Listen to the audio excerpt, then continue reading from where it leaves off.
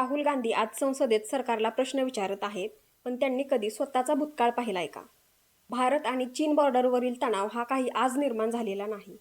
काँग्रेस पक्षाच्या काळात 1962 नंतरही भारत आणि चीन यांच्यामधील सीमारेषा ह्या कधी स्पष्टच केल्या नाहीत.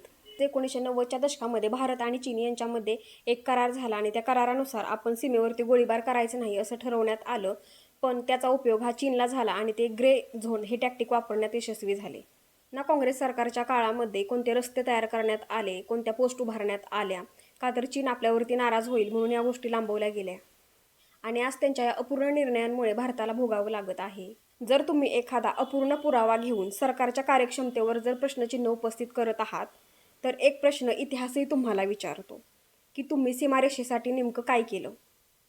माझं इथं कोणत्याही पक्षाला समर्थन नाही, पण तुम्ही जर एखादे फॅक्ट्सचे पुरावे व्यवस्थित देऊन मांडले तर मीही तुम्हाला सपोर्ट करेन. पण असे अपूर्ण पुरावे देऊन देशामध्ये संभ्रम निर्माण करणं आणि देशाच्या सुरक्षेवरती प्रश्नचिन्ह उपस्थित करणं हे मला पटत नाही.